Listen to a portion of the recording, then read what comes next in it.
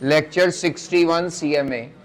अच्छा, कल EOQ का जो टेस्ट हुआ है पहले उसकी डिस्कशन कर लें जरा। EOQ का जो टेस्ट हुआ है उस टेस्ट में सबसे पहले तो आपको क्वेश्चन को, जिनका सही नहीं हुआ उनकी रीडिंग का मसला है, क्वेश्चन में कुछ नहीं था।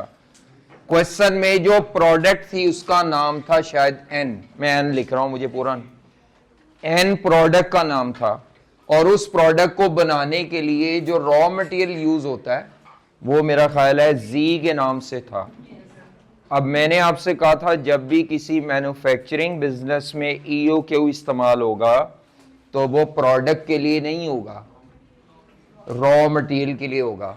लेकिन वो प्रोडक्ट का डाटा यूज करके आप एनुअल परचेज रिक्वायरमेंट तक जा सकते हैं, बस उसके अलावा उसका कोई यूज नहीं था। जो एन का डाटा था सारा डाटा आपको जी का चाहिए, और जी की एनुअल परचेज रिक्वायरमेंट आपको केजीज में चाहिए, जी की ही आपको ऑर्डरिंग कॉस्ट पर ऑर्डर चाहिए, और जी की ही आपको variable holding cost per KG per annum चाहिए। ये तीन चीजें क्वेश्चन में पहले से मौजूद होनी चाहिए थी।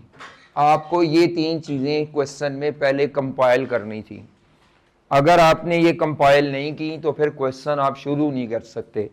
डेफिनेटली जिनसे नहीं निकल रही थी, कुछ लोगों ने एज्यूम करके किया है, तो उस पॉइंट के जितने नंबर है साथ बेटा वो काट लेना। बाकी एजम्पशन के बाद जो प्रोसीजर अप्लाई किया है, अगर वो प्रोसीजर ठीक है तो नंबर आई कैप देता है। मतलब एक बच्चे से निकला ही नहीं, मेरा ख्याल है होल्डिंग या पता नहीं कोई एक चीज ऑर्डरिंग मिसिंग थी, वो इस खप खाने में पड़ा ही नहीं कि कैसे निकालनी है। उसने अपनी तरफ से ज्यूम की उस स्टूडेंट ने, बाकी सारा प्रोसीजर आगे परफॉर्म कर दिया।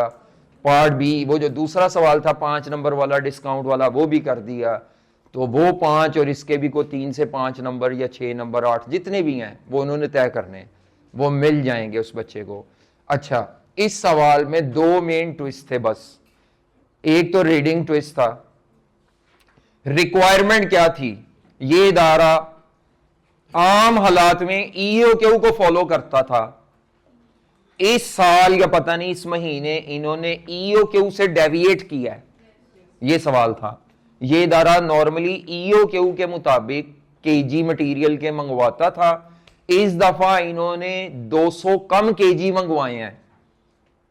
यानी इनका प्रेजेंट क्या था?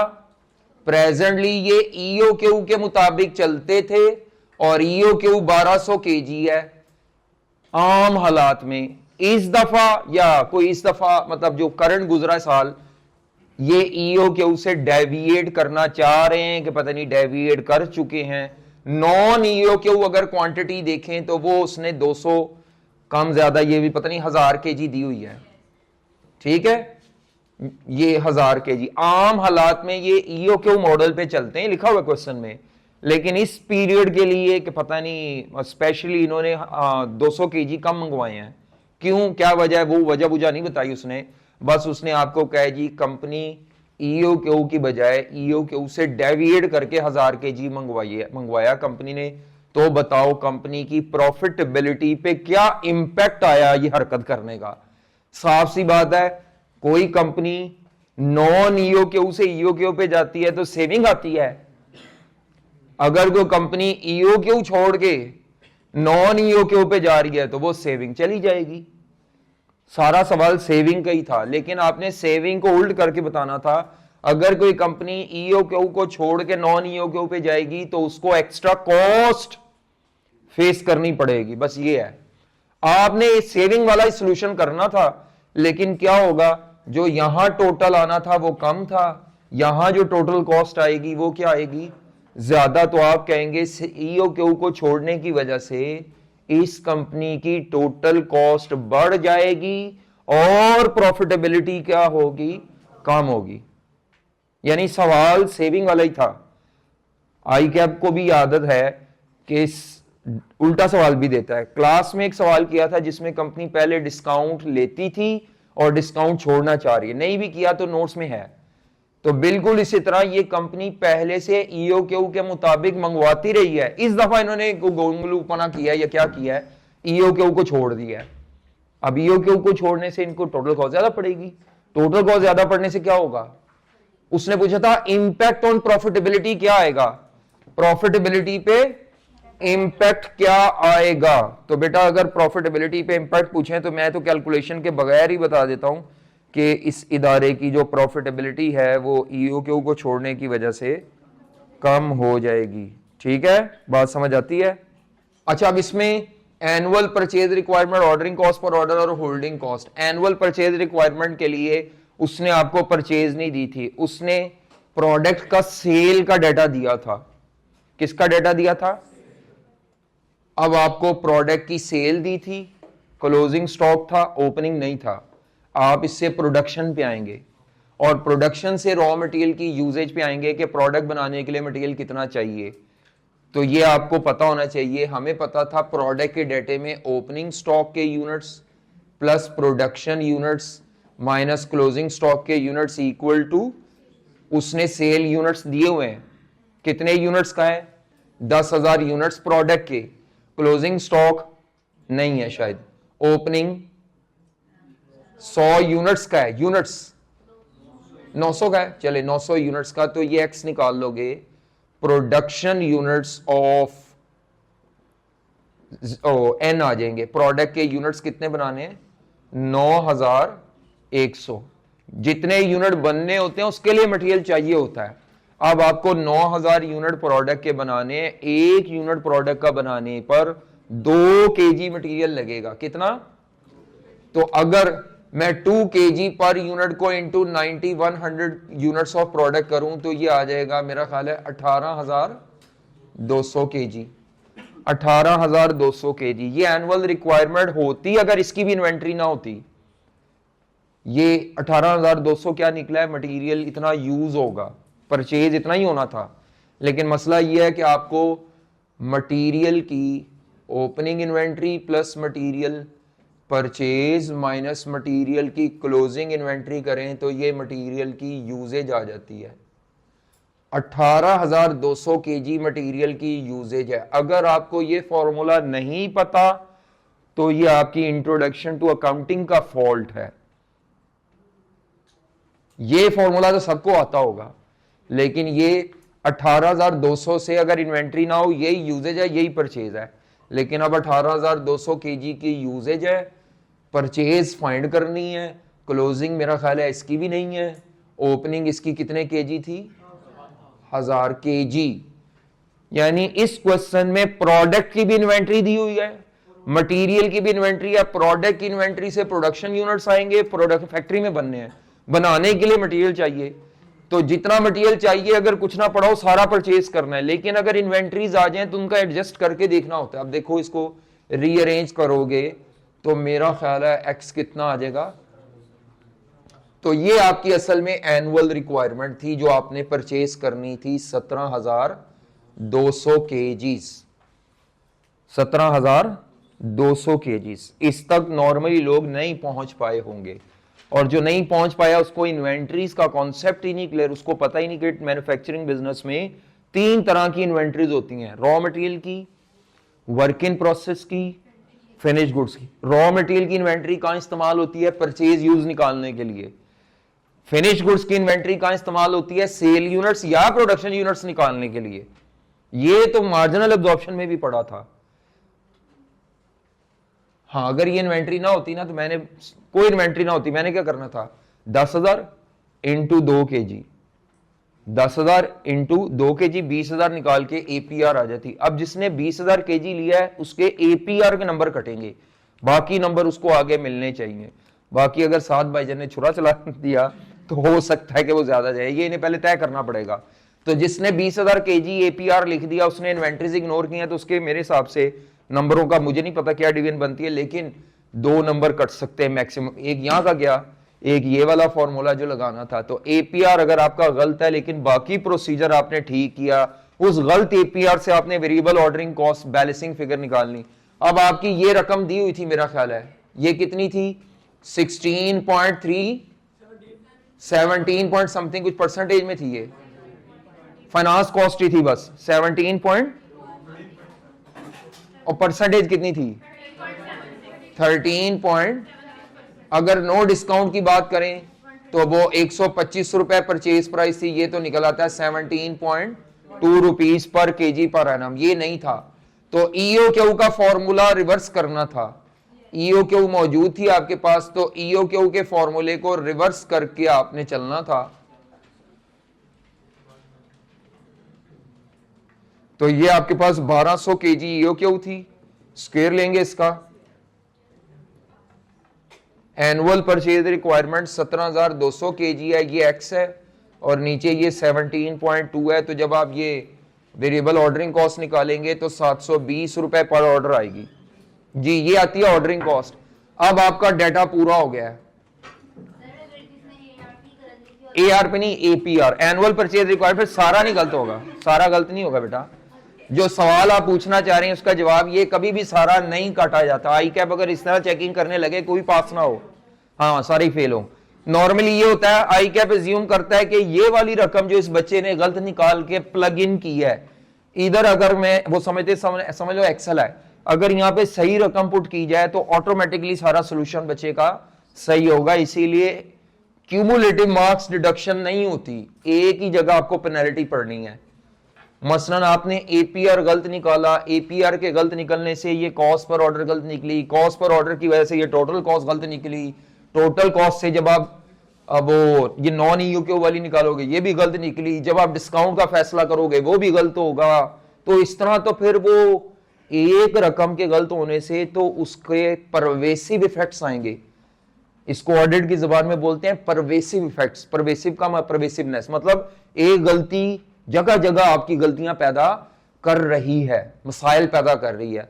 तो आई कैप कहता है जो मसला पहली दफा आपने क्रिएट किया है ना गलती का, वो काट लो नंबर, अगली जगह पे ज्यूम करो बच्चे ने सही रकमें फिल की हुई हैं और अगले प्रोसीजर के नंबर देते जाओ। आंसर एक्यूरेट नहीं होंगे आपके, जिधर जिधर आंसर के नंबर आई कैप ने रखे होंगे वो भी कट जाएंगे, लेकिन जिधर जिधर प्रोसीजर के नंबर हैं, मसलन आपने कैलकुलेशन की और आपने कहा जी डिस्काउंट वारे में नहीं है, आपकी गलत आंसर था, डिस्काउंट वाला सोल्यूशन भी किया तो वो टोटल कॉस्ट बाई चांस ज्यादा निकल आई किसी की, और आपने फैसला किया कि हमें डिस्काउंट नहीं लेना चाहिए, मेरे आंसर के मुताबिक निकल रहा था कि डिस्काउंट लेना चाहिए, आपके फैसले का नंबर आपको मिलेगा, हालांकि आपने गलत कैलकुलेशन किया है। जो आंसर आपका निकला है उसकी बेस पे आपके डिसीजन के नंबर आपको मिलेंगे आई कैप से, ये बात ज़हन में रखिएगा। क्वेश्चन में और कुछ नहीं था, बाकी वो जो कंजम्पशन दी हुई थी वो तंग करने के लिए थी, क्योंकि सवाल में रीऑर्डर लेवल थे, वो मैक्सिमम था मिनिमम, वो हमने उड़ा दिए रिक्वायरमेंट से, डाटा जानबूझ के चेंज नहीं किया ताकि आप लोग खपते रहें। तो कई लोग वो कंजम्पशन के पीछे पड़े हुए थे कि कोई चीज मिसिंग है, बेवकूफ लोग थे। ऐसे लोगों की कमी नहीं है, बहुत ज्यादा है, डाटे में से कीड़े निकालते हैं। बेटा कोई एक आधी दफा हो सकता है गलती, अब रिव्यू करके मैं टेस्ट भेजता हूं, तो इसीलिए हाँ वर्डिंग हमने उल्ट किया जानबूझ के। सीधा सवाल होता तो मैं आपसे कहता सेविंग बताओ, ईओक्यू की वजह से कितनी सेविंग है, हमने सवाल उल्टा बना दिया कि इदारा ईओक्यू से मंगवाता था, इस दफा उनके दिमाग में कोई फतूर आया, उन्होंने ईओक्यू छोड़ के कितने केजी मंगवाए, 1000 केजी। तो आपने बताना था ईओक्यू के छोड़ने से उनके प्रॉफिट पे क्या इंपैक्ट आएगा, डेफिनेटली एडवर्स इंपैक्ट आएगा, प्रॉफिटेबिलिटी विल रिड्यूस। ये ना भी कैलकुलेशन की हो तो एक लाइन लिख सकते हैं हम, ईओक्यू को जब आप छोड़ेंगे इदारे की टोटल कॉस्ट ज्यादा होगी। ए पार्ट में टोटल कॉस्ट लेनी थी सिर्फ annual ordering holding, B part के लिए 3 लेनी थी, ऑर्डरिंग होल्डिंग और परचेज, लेकिन बी पार्ट के लिए ये नहीं लेना था, ये ईओक्यू को कंपेयर कर लेते और डिस्काउंट वाले लेवल को कंपेयर कर लेना था। तो डिस्काउंट वारे में था, डिस्काउंट इकोनॉमिकल था, एक केस में 125 रुपए। हाँ जब दूसरा करोगे, दूसरी गलती जो लोगों ने की होगी डिस्काउंट वाले केस में ये दोबारा निकालनी थी, 13.76 इंटू 125 का 95% लेके ये दोबारा निकालनी थी होल्डिंग कॉस्ट जो भी आती है। तो अब जो जो आपने किया है देखिएगा अपना सोल्यूशन, फिर उसके मुताबिक। मैंने कल इधर ही बैठे बैठे सोल्यूशन कर लिया था और वो मैंने आपको व्हाट्सएप भी ग्रुप में कर दिया है, वो गंदा मंदा सा सोल्यूशन किया है क्योंकि मैंने 5 मिनट में ही किया था, 5 से 8 मिनट में, ठीक है। वो उम्मीद है समझ आ रहा होगा। ये फॉर्मूला प्रोडक्ट के यूनिट्स निकालने के लिए होता है। ये फॉर्मूला अगर आपने ये फॉर्मूला पहली दफा देखा है तो फिर मैं कुछ नहीं कह सकता, वैसे मैंने नहीं ये फॉर्मूला कराया, लेकिन अपनी कॉमन सेंस लगा के आप निकाल सकते थे। जब भी हम प्रोडक्ट के यूनिट्स को जब भी हम ये करते हैं ना 2 kg इंटू यूनिट्स, उससे मटेरियल परचेज नहीं निकलता, उससे एक्चुअली मटेरियल कंज्यूम निकलता है फैक्ट्री में, लेकिन वो इन्वेंट्री नहीं होती थी, किसी सवाल में मटेरियल की इन्वेंट्री नहीं आई थी। तो नई बातें होंगी, सीखेंगे तभी आप सीखेंगे, अदरवाइज मैं पास पेपर के सवाल उठा के छापी जाऊं तो फिर काम समझ नहीं आएगा। ठीक है, तो ये दोबारा आपका टेस्ट जब होगा तो आपने ये बात ज़हन में रखनी है, हमें रॉ मटेरियल की एनुअल रिक्वायरमेंट चाहिए, प्रोडक्ट की नहीं। जी, EOQ की बेसिक एजम्पशन है, क्या एजम्पशन है? Company will not maintain safety. इसका मतलब है अगर सवाल में सेफ्टी नहीं दिया तो आपने जबरदस्ती निकालने की कोशिश, निकल भी सकता हो तो ना निकाले। हाँ, अगर रिक्वायरमेंट में हो फिर आप निकालने पे मजबूर हैं, क्योंकि बेसिक एजम्पशन EOQ की है कि सेफ्टी नहीं है, तो आप बेसिक एजम्पशन पे रहें। जो बच्चा वो निकालने पे जाएगा वो भी गलती कर रहा है, गलत है, उसको पता ही नहीं कि एजम्पशन क्या होती है EOQ की। निकल सकता है, ये आपके आने से पहले एक साहब भी पूछ चुके हैं और मैं ये पहले भी जवाब दे चुका हूं कि basic assumption of the model पे रहते हैं अगर सवाल डाउटफुल हो जाए तो। हाँ, जब आई कैप देता है तो वो अपनी एजम्पशन खुद वायलेट कर रहा है, फिर तो हम कुछ नहीं कर सकते, लेकिन हम क्यों वायलेट करें? ठीक है, समझ आ रही है? सेफ्टी निकल सकता है तो निकल जाए, हमें क्या लगे। सेफ्टी के निकलने से आपके आंसर पे इफेक्ट आता है, ठीक है, हम आप वहां पे एजम्पशन लिख दें नो सेफ्टी। बाकी अगर किसी ने सेफ्टी इनकॉर्पोरेट कर ली है, सेफ्टी के इनकॉर्पोरेट करने से फैसला तो नहीं चेंज हो रहा, ये तो नहीं है कि डिस्काउंट वाला लेवल महंगा बन रहा है, दूसरा लेवल सस्ता बन रहा है। अगर डिसीजन चेंज होता है देन आप अकाउंट फॉर करना चाहें तो आपकी चॉइस है, आपका डिसीजन है। मैं वैसे नहीं करूंगा, मैंने सेफ्टी अकाउंट फॉर नहीं किया। आज हमने क्या करना है, करवा नहीं रहा, मैंने सवाल का सोल्यूशन भेज दिया, मैंने मोटी मोटी 3 बातें बतानी थी। एनुअल परचेज रिक्वायरमेंट ऑफ जी लेनी थी, ना के एन, और वो कितनी आती है 17,200 kg। Ordering cost per order 720 आती है, और होल्डिंग कॉस्ट पहले 17.2 थी नो डिस्काउंट में, और डिस्काउंट वाले केस में थोड़ी और कम हो जाएगी। अच्छा, आज हमने क्या करना है, एक टॉपिक आखिरी आज, optimal safety stock. Optimal safety stock and reorder level. Optimal safety stock and reorder level. Notes छोड़ दें, नोट्स में ये टॉपिक नहीं है। वैसे पता नहीं, मैंने व्हाट्सएप किया आज आपको, सॉल्यूशंस किए हैं शायद, तो पूरे नोट्स भी आपको मिल जाएंगे। यानी वो जो मैंने आपको ये चैप्टर टुकड़ों में दिया ना, ये सारे आपको रिवीजन से पहले जो जो नामुकम्मल बिखरे हुए थे, ये सारे आपको कंबाइन करके मैं दे दूंगा, ताकि आप बाद में खपते ना रहें कि मेरे ये नोट्स गुम गए, ये गुम गए। ये इंडिविजुअल नोट्स का यही फटा होता है, लेकिन वो नोट्स आप संभाल के रखें, फायदा ये होता है कि आपने उस पर कुछ ना कुछ लिखा होता है, बेहतर होता है। अच्छा, optimal safety stock and reorder level, ये पहले सुन ले गौर से। टॉपिक क्या है? टॉपिक ये है कि इदारा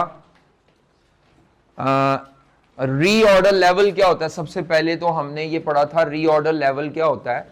हमने कहा था रीऑर्डर लेवल क्या होता है, एक्चुअली ये स्टोर में स्टॉक होता है, ये स्टॉक की उतनी क्वांटिटी होती है जो मैक्सिमम से यूज होते होते जब इस पॉइंट पे आता है, इस पॉइंट पे आता है तो इदारा क्या कर देता है, ये स्टॉक की क्वांटिटी होती है, इस पॉइंट पे आता है तो इदारा सप्लायर को। तो अगर मैं आपसे पूछूं रीऑर्डर लेवल क्या होता है, तो आप कहेंगे सर जी ये स्टॉक ही है, लेकिन वो लेवल ऑफ स्टॉक जिस पे आप सप्लायर को ऑर्डर प्लेस करते हैं, और इसको हम तायुनी इस चीज का ख्याल रख के करते हैं कि सप्लायर माल कितने दिनों में देता है, लीड टाइम का ख्याल रख के तय करते हैं। लीड टाइम के दरमियान जितनी यूजेज होती है उसके हिसाब से है। अगर लीड टाइम 10 दिन है तो ये माल कम से कम 10 दिन का होना चाहिए। अगर लीड टाइम वेरी कर रहा है, अगर लीड टाइम वेरी नहीं कर रहा, आपका सप्लायर हर दफा आपको 10 दिन में माल दे देता है, 10 दिन में माल दे देता है, तो आपका ये जो रीऑर्डर लेवल होगा ये 10 दिन की यूजेज के बराबर होगा। यानी ये माल 10 दिन का होना चाहिए, जीरो ना हो, यहाँ पे 10 दिन का माल ये पड़ा होना चाहिए, ठीक है। यानी जब आपका नया माल 10 दिन बाद आए तो ये जीरो पे ना हो, ये कुछ ना कुछ क्वांटिटी हो। और अगर ये जीरो पे होता है आपके इदारे में, इसका मतलब है कि आप कोई सेफ्टी स्टॉक मेंटेन नहीं करते। लेकिन बाज़ इदारों में ये कम होके 100 kg बच जाता है, किसी में 200 kg बचा होता है, किसी में हर दफ़ा 0 kg बचा होता है। अगर ये 0 बचता है तो इसका मतलब है नो सेफ्टी। जितना ज़्यादा बचा होता है उतनी सेफ्टी स्टॉक की क्वांटिटी ज़्यादा है, और सेफ्टी स्टॉक जितना ज़्यादा पड़ा होगा उतना आपको उसकी स्टोरेज कॉस्ट पड़ेगी। स्टोरेज कॉस्ट को हम क्या बोलते हैं? Holding cost. क्या मेरी बात समझ आ रही है? कैरिंग कॉस्ट भी कहते हैं। तो पहली बात तो आपको यह पता हो, reorder level stock in hand को कहते हैं। ये जितना ज्यादा होगा पॉसिबिलिटी है कि सेफ्टी भी उतना ज्यादा बचेगा बाद में। ये जितना कम होगा हो सकता है बाद में सेफ्टी ना बचे। तो आप ये कह सकते हैं, क्योंकि मैंने सेफ्टी का जो फॉर्मूला बताया था ना सेफ्टी का, अगर आपको याद हो, वो होता है रीऑर्डर लेवल माइनस एवरेज या नॉर्मल यूजेज इनटू, तो एक किस्म का रीऑर्डर लेवल माइनस यूजेज है। तो बेटा ये रकम जितनी ज्यादा होगी, जरूरी नहीं है एवरेज यूजेज भी ज्यादा, मैक्सिमम यूजेज नहीं है, एवरेज यूजेज है, किसी दिन कम हुई किसी दिन ज्यादा हुई, एवरेज यूजेज है। तो ये सेफ्टी स्टॉक इस पर डिपेंड कर रहा है। जितना रीऑर्डर लेवल ज्यादा होगा उतनी पॉसिबिलिटी है सेफ्टी स्टॉक ज्यादा। जितना ये रीऑर्डर लेवल, सेफ्टी स्टॉक की क्वांटिटी की बात कर रहा हूं, उतना कम बचेगा। अब माल 10 दिन में आता है, कितने दिन में आता है? हमने 10 दिन की एवरेज कंजम्पशन से नहीं ये तय किया होता, हमने ये मैक्सिमम कंजम्पशन से तय किया होता है। इसीलिए कुछ ना कुछ बचना होता है। क्या होता है? बचना होता है। मेरी बात आपको समझ आ रही है कि नहीं समझ आ रही? इसका फॉर्मूला क्या होता था रीऑर्डर लेवल का? Maximum usage into maximum lead time. तो हर दिन मैक्सिमम थोड़ी यूज होता है, और लीड टाइम भी हमने मैक्सिमम लिया हुआ है। हालांकि हर दफा सप्लायर लेट से लेट माल नहीं देता। अगर लीड टाइम है 10 से 15 दिन, तो मैंने तो ये 15 दिन लेके निकाला हुआ है। किसी दिन सप्लायर 10 दिन की, कई दफ़ा सप्लायर 10 दिन में दे देता है, कई दफ़ा 11 दिन में दे देता है, कई दफ़ा 12 दिन में दे देता है, वो तो वेरी करता रहता है। तभी तो लीड टाइम दिया होगा 10 से 15 दिन। अगर लीड टाइम 10 दिन दिया उसका मतलब है your supplier is highly reliable, और वो अपनी कमिटमेंट पे चलते हुए हमेशा माल आपको कितने दिन में देता है? 10 दिन में देता है। ये सारी बातें आप पढ़ आए हैं, बस मैंने रिवाइज किया है। अब हमारा टॉपिक क्या है? टॉपिक ये है कि आपको अब क्वेश्चन में वो कहेगा कि आपका जो रीऑर्डर लेवल है वो 3-4 लेवल खुद बता देगा, 3-4 लेवल खुद बता देगा, और वो कहेगा इन तीनों चारों में से बताओ कौन सा रीऑर्डर लेवल हम सेलेक्ट करें। क्यों नहीं आप सेलेक्ट कर पा रहे? क्योंकि जो आपकी लीड टाइम के दरमियान यूजेज है ना, वो आपकी यूजेज डाउटफुल है, अनसर्टन यूजेज है। आपकी लीड टाइम भी अनसर्टन हो सकता है, और लीड टाइम के दरमियान यूजेज भी क्या हो सकती है, और उसकी प्रोबेबिलिटी दी होगी। इस टॉपिक में भी प्रोबेबिलिटी दी होगी। क्या दी होगी?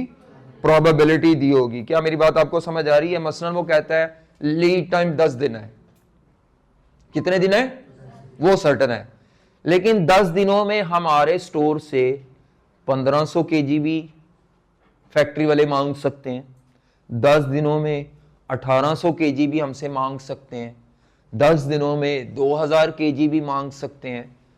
डिपेंड करता है, किसी दिन लाइट जा रही है, किसी दिन नहीं जा रही, किसी दिन वर्कर मोटिवेटेड है, किसी दिन वो मोटिवेटेड नहीं है, किसी दिन मशीन खराब हो जाती है, किसी दिन मशीन खराब नहीं होती। तो वो जो आपकी 10 दिनों की यूजेज है वो अनसर्टन है। क्या है? तो उसको बोलते हैं यूजेज या demand during lead time is uncertain. Demand during lead time is uncertain. जब डिमांड अनसर्टन है तो रीऑर्डर लेवल भी तय करना हमारे लिए फड्डा बन जाएगा। हम कैसे तय करें? कोई एक यूजेज हो तो उसको बेस बनाए ना, maximum usage into maximum lead time. अब आपको फड्डा क्या होगा? आई कैप ने रीऑर्डर लेवल 1 नहीं दिया होगा, 2-3 दिए होंगे। जब ये 2-3 लेवल होंगे तो सेफ्टी स्टॉक के भी 2-3 लेवल निकलेंगे। आई कैप आपसे कहेगा कि टोटल कॉस्ट निकालकर ये डिसाइड करके बताओ कि इदारे के लिए बेस्ट रीऑर्डर लेवल कौन सा है। जो रीऑर्डर लेवल बेस्ट होगा वही आपका, उसी लेवल पे आपका सेफ्टी स्टॉक भी ऑप्टिमल होगा। बेस्ट से मुराद क्या है? जहां पर इदारे की टोटल कॉस्ट क्या हो, कम से कम हो। रेवेन्यू की बात नहीं हो रही, टोटल कॉस्ट कम से कम हो। क्या कम हो? अगर मैं आपको 3 रीऑर्डर लेवल दे दूं तीनों में आप टोटल कॉस्ट निकालेंगे, जहां टोटल कॉस्ट कम होगी आप उसको कह देंगे ऑप्टिमल रीऑर्डर लेवल या ऑप्टिमल। लफ्ज ऑप्टिमल का मतलब क्या है? Any level of safety stock और reorder level where total cost of the entity is minimum. फड्डा ये है, टोटल कॉस्ट में क्या लेना है? टोटल कॉस्ट में ऑर्डरिंग कॉस्ट नहीं लेना, टोटल कॉस्ट में सेफ्टी स्टॉक को स्टोर में रखने की होल्डिंग कॉस्ट लेनी है। और दूसरा, अगर सेफ्टी स्टॉक कम होता जाए या खत्म होता जाए तो कस्टमर को वापस करना पड़ता है, और कस्टमर के वापस जाने से जो नुकसानात होते हैं उन नुकसानात को कहा जाता है स्टॉक आउट कॉस्ट। क्या कहते हैं उसको? तो लिखें तरतीब से, अभी नॉलेज बिखरा जाएगा सारा। आप तरतीब से लिखें, वो जो पेज नोट्स में खाली है सबसे पहले वहां पे लिखें, हाँ जी, optimal reorder level and safety stock की डेफिनेशन क्या है? ऑप्टिमल से क्या मुराद है? हेडिंग में ये दोनों आने हैं, optimal safety stock and reorder level. जी नोट्स पे लिख लो, कॉपी पे लिख लो, कोई मसला नहीं, ये कोई फर्ज नहीं है। हाँ तो लिखें जी, ऑप्टिमल सेफ्टी स्टॉक क्या होता है या ऑप्टिमल रीऑर्डर लेवल क्या होता है? दोनों इकट्ठे ही लिखें, optimal safety stock and reorder level.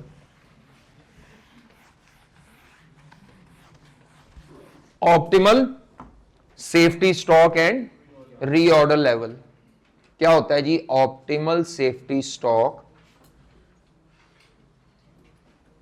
And reorder level क्या होता है जी? एनी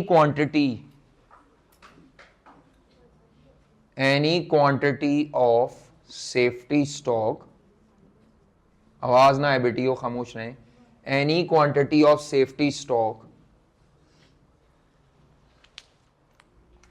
या reasonable quantity of safety stock and reorder level where total cost of entity, total cost is minimum. चले कह दें कोई भी ऐसा लेवल, कोई भी ऐसी क्वांटिटी सेफ्टी की और रीऑर्डर लेवल की जहां इदारे की टोटल कॉस्ट क्या हो? कम से कम हो। Where total cost is minimum. अब यहां पे जो टोटल कॉस्ट है इसके लिए, उसमें दो तरह की कॉस्ट आएगी। लिखें जी, इधर जो टोटल कॉस्ट है उसमें दो तरह की कॉस्ट आपने काउंट करनी है, annual variable holding cost of safety stock और annual stock out cost. Annual stock out cost ये क्या होती है? हाँ जी, ये क्या होती है? हम स्टोर में जितनी ज्यादा क्वांटिटी सेफ्टी स्टॉक की रखेंगे, हमें स्टोर रूम के स्टोरेज के खर्चे उतने ज्यादा पड़ेंगे। यानी ये स्टोर रूम के खर्चे होते हैं, सारी क्वांटिटी नहीं, पूरी एवरेज इन्वेंट्री की नहीं कह रहा। वो जो आप एवरेज इन्वेंट्री निकालते थे, क्या फॉर्मूला, ओ सॉरी, ईओक्यू में एनुअल होल्डिंग कॉस्ट निकालने का क्या फॉर्मूला होता था? आप करते होते थे safety stock plus EOQ divided by 2, EOQ divided by Q divided by 2, ये आ जाती थी average inventory, variable holding cost per unit per annum. उसमें से ये फैक्टर अगर मैं, चलो मैं ब्रैकेट ओपन कर लूं, ब्रैकेट ओपन करेंगे तो आपकी ये सेफ्टी स्टॉक इनटू प्लस, और इस फैक्टर को, तो मैं ये वाला फैक्टर नहीं ले रहा, मैं सिर्फ ये वाली चीज लेना चाह रहा हूं। अब सेफ्टी स्टॉक को स्टोर में रखने की होल्डिंग कॉस्ट, ये भी होता है स्टोर में, लेकिन मुझे अभी इससे रिलेटेड फैसला नहीं करना, रेलेवेंट नहीं है फिलहाल। अभी क्या लिखा है मैंने?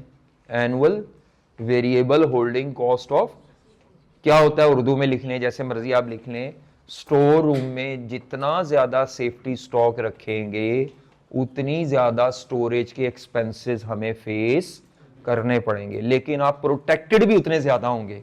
प्रोटेक्टेड का मतलब क्या है? जो मर्जी गाहक आ जाए, जो मर्जी मटेरियल मांगे आपके स्टोर में, उसको देने के लिए मटेरियल पड़ा होगा।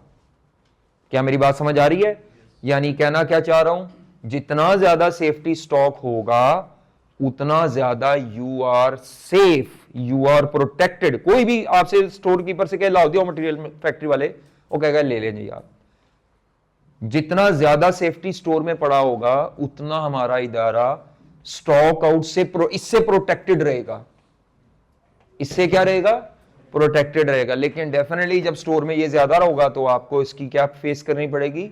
Storage cost. तो मैं यहां पे लिख सकता हूं, अगर हमारे इदारे में सेफ्टी स्टॉक की क्वांटिटी थोड़ी है, अगर हमारे इदारे में सेफ्टी स्टॉक की क्वांटिटी थोड़ी हो तो ये खर्चा तो कम होगा, ये खर्चा कम होगा, कम क्वांटिटी कम स्टोरेज कॉस्ट। ये खर्चा मसला क्या है?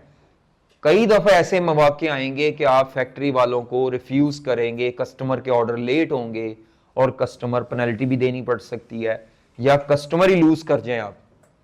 क्यों? सेफ्टी स्टॉक नहीं था, सप्लायर ने रॉ मटेरियल लेट कर दिया, प्रोडक्शन रुक गई, लेट हो गई, कस्टमर का ऑर्डर लेट हो गया, आपने कस्टमर लूज कर दिया।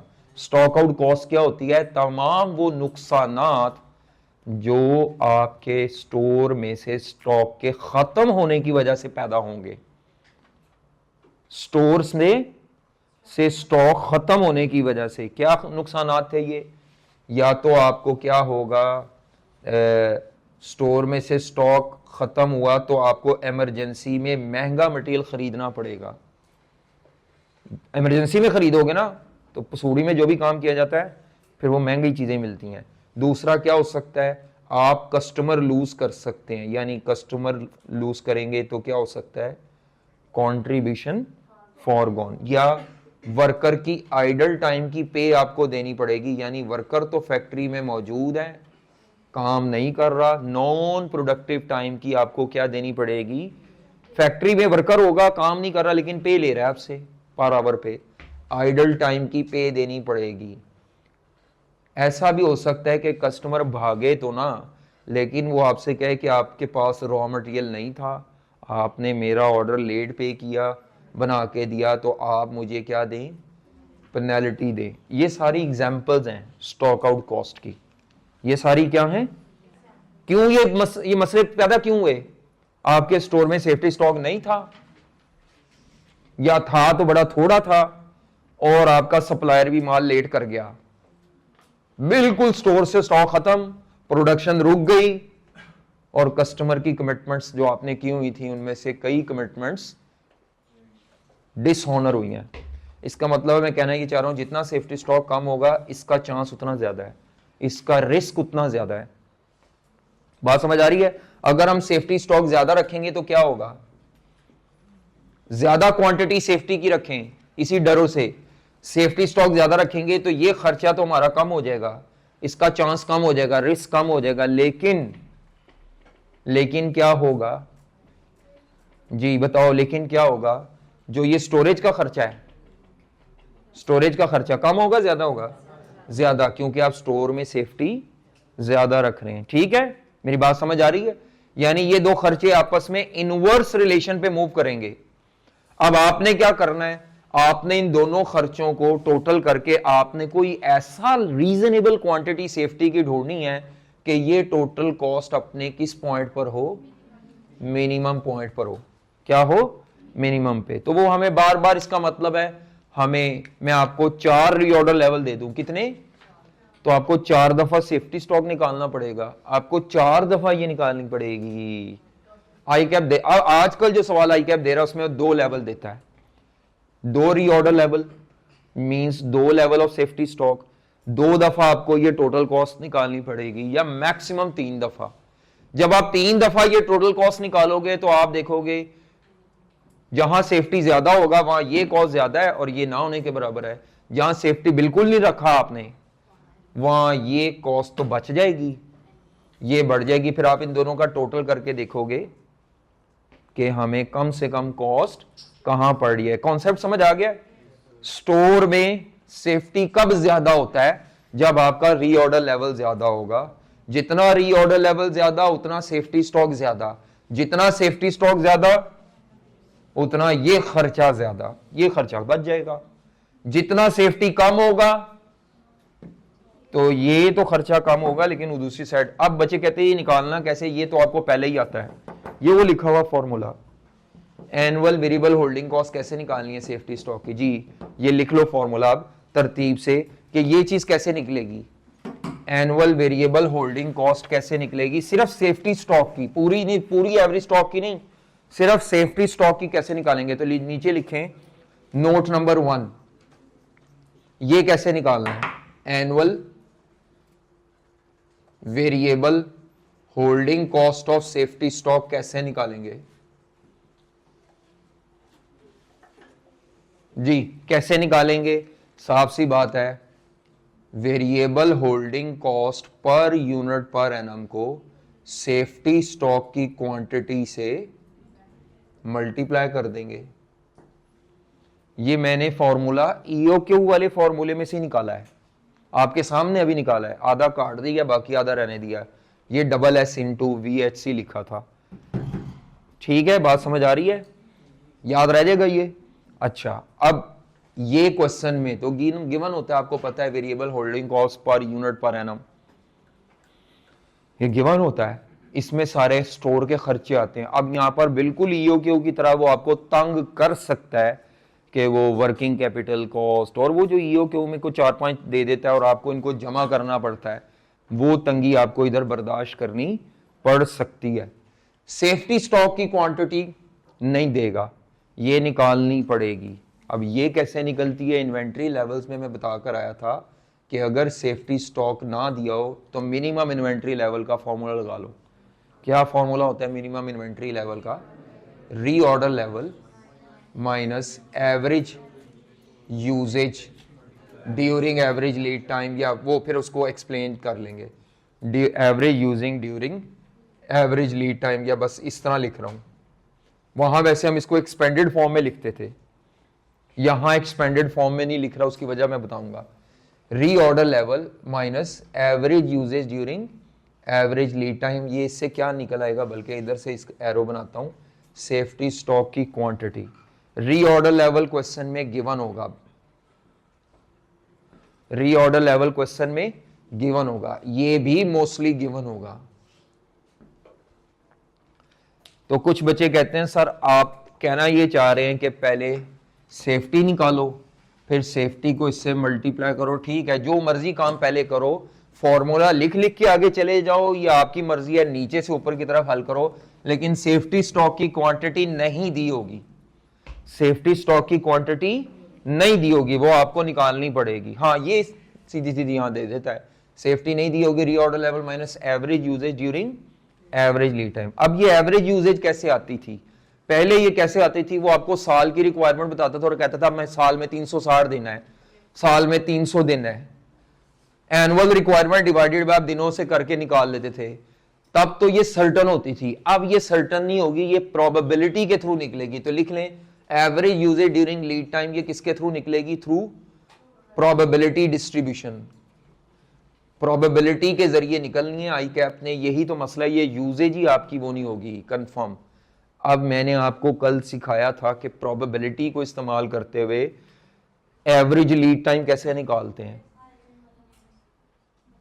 ठीक है, प्रोबेबिलिटी को इस्तेमाल करते हुए ये कैसे निकालेंगे। मैं एक एग्जांपल दे रहा हूं, पकड़ो कैलकुलेटर। अगर मैं आपसे ये कह दूं, ये रकम बताने लगा हूं कैसे निकलनी है, ये वो है मैथ है, QM है जी, ये रकम कैसे निकालनी है, या ये रकम कैसे निकालनी है, एरो शेरो बना लो इसकी तरफ इधर, कि ये फिगर अगर ना दी हो, बल्कि ये दी नहीं होगी, ये निकालनी पड़ेगी। तो मैं मिसाल के तौर पर आपको कह दूं यूजेज ड्यूरिंग लीड टाइम, क्या लिख दूं, यूजेज ड्यूरिंग, यानी उसने यूजेज को लीड टाइम से तरफ दे दिया हुआ है, यूजेज ड्यूरिंग लीड टाइम, और आगे सामने क्या लिख दूं, प्रोबेबिलिटी। 1000 kg मटेरियल यूज हो सकता है, 1500 kg यूज हो सकता है, 2000 kg 10 दिनों में, 10 दिन है कितने भी हैं, जितने भी वो लिखा होगा इस तरह, usage during lead time, total usage होगी 1000 kg यूज हो सकता है, 1500 2000, और सामने प्रोबेबिलिटी दी होगी मिसाल के तौर पर 30% 50% और 20%। अब मैं आपसे कहूँ ज़रा एवरेज यूजेज तो निकालो, तो वो उसका तरीका ये नहीं होगा कि इन तीनों को जमा करके डिवाइडेड बाय 3 नहीं होगा। प्रोबेबिलिटी जब आ जाए तो वो फिर आपको ये करना पड़ता है 1000 kg इंटू 30% प्लस। कल किया आपने ये इस तरह एवरेजिंग? हाँ जी, 1000 kg into 30% plus 1500 kg into 50% plus 14 तकरीबन इनकी सबकी एवरेज। क्योंकि ये सर्टन नहीं है इसीलिए आपने इन तीनों की एक नुमाइंदा फिगर निकाल ली कि एवरेजली तकरीबन। अच्छा, ये जो जवाब आएगा ना ये 1000 से कम आना है ना ये जवाब 2000 से ऊपर आना है। अगर किसी का जवाब 2200 kg निकल आया तो वो गलत है। ठीक है, ये क्या चीज, ये एक ही है, मैक्सिमम मिनिमम जो समझ लो इसको जी। क्या चीज? नहीं, इसमें नहीं कर सकते। ये आपको इस तरह निकालना है डिस्ट्रीब्यूशन को यूज, और ये इसके ऊपर वो बहस हो सकती है। तो आपने एवरेजिंग प्रोबेबिलिटी इन सबको मल्टीप्लाई करना है, जो आंसर आएगा उसको प्लस कर लें। ये एवरेजिंग का सही तरीका है। क्या आता है? 14।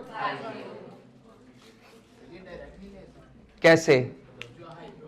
नहीं, वो नहीं लेना, यहां वो नहीं हरकत कर सकते। अच्छा जी, अब आ जाए जनाब, क्या होगा अब यहां पे? क्या होगा अगर मेरा रीऑर्डर लेवल 1450 kg, तकरीबन एवरेज यूज है 1450 kg, अगर मैं रीऑर्डर लेवल 1450 kg या इससे कम रखूंगा तो नो सेफ्टी। 1450 kg से कम हुआ ना रीऑर्डर लेवल, कोई सेफ्टी नहीं। हाँ, 1450 kg से ऊपर जितना रीऑर्डर लेवल सेट करूंगा 1500, 1600, 1800, ये एवरेज ये यहां आ गई ना। 1450 kg से ऊपर अगर रीऑर्डर लेवल होगा तो सेफ्टी की क्वांटिटी निकलनी है। 1450 kg से कम आपने रीऑर्डर लेवल रखा है तो आपकी तो स्टॉक आउट मस्ट है। आपने तो उतना रखा ही नहीं जितनी एवरेज यूजेज है। ठीक है, बात समझ आ रही है? तो एवरेज यूजेज 1450 kg है। रीऑर्डर लेवल अगर 1450 के बराबर हुआ नो सेफ्टी, कम हुआ नो सेफ्टी। 1450 kg से जितना ज्यादा दे देगा आई कैप, उतना ज्यादा हमारी क्या निकल आएगी? सेफ्टी स्टॉक की क्वांटिटी। तो बच्चे कहते हैं आपने लिखे तो हैं फॉर्मूले, इसका मतलब है सबसे पहले हमें ये निकालनी पड़नी, अगर क्या निकालनी पड़ेगी? Average usage. फिर हमें ये एवरेज यूजेज और रीऑर्डर लेवल से क्या निकालनी पड़ेगी? सेफ्टी स्टॉक की क्वांटिटी। सर फिर हम इस टोटल कॉस्ट पे पहुंचेंगे, annual variable holding cost of safety पे। जी हाँ, तीसरे नंबर पर आप इधर पहुंचेंगे। ये एक ब्रिज बनता है या एक चेन बनती है कि सबसे पहले एवरेज निकाल लो, फिर उसके बाद सेफ्टी स्टॉक की क्वांटिटी निकाल लो, फिर क्या निकाल लो? एनुअल वेरिएबल होल्डिंग कॉस्ट निकाल लो। क्या मेरी बात समझ आ रही है? लिख लिया ये आप लोगों ने? नेक्स्ट लिखो अब दूसरा element, note number 2। Note number 2 ये कैसे निकालनी है? Annual stock out cost. ये गुफ्तगू कर रही हैं बेटियां। एनुअल स्टॉक आउट कॉस्ट जो समझना है वो मुझसे पूछा करें जी। फिर इसका मतलब है आपका इदारा सेफ्टी नहीं रखना चाह रहा, बल्कि वो तो उतना भी स्टॉक नहीं रखना चाह रहा हाथ में जितनी जरूरत है। तो आपका इदारा definitely shortage of the stock का शिकार होगा, शिकार होना ही होना है जी। एनुअल स्टॉक आउट कॉस्ट कैसे निकालनी है? एनुअल स्टॉक आउट कॉस्ट कैसे निकालनी है? तो उसका तरीका होता है stock out cost per unit. अगर स्टोर में 1 यूनिट की शॉर्टेज हो जाए पर यूनिट ऑफ मटेरियल या प्रोडक्ट जो भी है, 1 यूनिट अगर स्टोर में कम हो जाए तो हमें क्या पेनल्टी पड़ेगी, क्या कंट्रीब्यूशन फॉरगॉन होगा, क्या नुकसान होगा, वो पर यूनिट पे ये दे देगा। Stock out cost per unit पे दी होगी, मल्टीप्लाइड बाय आपने एवरेज स्टॉक आउट या शॉर्टेज यूनिट्स निकाल लेने हैं। शॉर्टेज यूनिट्स निकाल लेने हैं, एवरेज शॉर्टेज यूनिट्स निकाल लेने हैं। इनको स्टॉक आउट यूनिट्स भी कहते हैं। शॉर्टेज, जितने यूनिट्स की आपके इदारे को शॉर्टेज फेस करनी पड़ेगी, या केजीज कह दो, एवरेज शॉर्टेज की क्वांटिटी निकाल लेनी है। एवरेज शॉर्टेज की क्वांटिटी निकाल लेनी है। ये एवरेज भी ऐसे ही आएगी, मतलब इसका तरीका भी वही है। ये जो आपने जैसे ये नहीं निकाला, तो इसका तरीका क्या होगा, shortage units into probability into साल में जितने ऑर्डर प्लेस किए सप्लायर को और वो लेट कर दे, साल के नंबर ऑफ ऑर्डर, जो मर्जी पहले लिखने से कोई फर्क नहीं पड़ता, shortage units into probability, shortage units number 1 into probability number 1 into number of orders plus, ये भी ऐसे ही निकलेंगे। लेकिन ये अभी मैं इसमें नहीं बता सकता, उसकी वजह मैं बताऊंगा कि वो क्वेश्चन में मैं समझा सकूंगा। अभी सिर्फ आप ये फॉर्मूला लिख लें, shortage units into probability into number of order. ये क्यों लिए हैं, आप सप्लायर को ऑर्डर करेंगे, वो लेट करेगा तो आपको शॉर्टेज फेस करनी पड़ेगी। तो नंबर ऑफ ऑर्डर्स बताए होंगे, ना बताए हो तो फिर आपको वो निकालने पड़ेंगे, जैसे आप ईओक्यू में निकालते थे। कैसे निकालते थे, annual purchase requirement divided by, हाँ, लेकिन निकालने पड़ेंगे जी। Shortage number 2, shortage units number 2 into probability number 2 into क्या है, नंबर ऑफ ऑर्डर्स। ये नंबर ऑफ ऑर्डर अलग-अलग भी बता सकता है, अलग-अलग बताए तो आप जब निकालेंगे फिर आप ये सेम ही ले लेंगे, ज्यूम करेंगे हर दफा, फिर हम इतने ही ऑर्डर प्लेस करेंगे। उसकी मर्जी होती है, कई दफा वो ऑर्डर खुद बता देता है कि इस प्रोबेबिलिटी के साथ ये ऑर्डर है, या खुद ऑर्डर बता देता, अच्छा ये एंड सो ऑन है, मैं बस 2 ही लिख रहा हूं, प्लस इसके बाद डॉट्स लगा लें।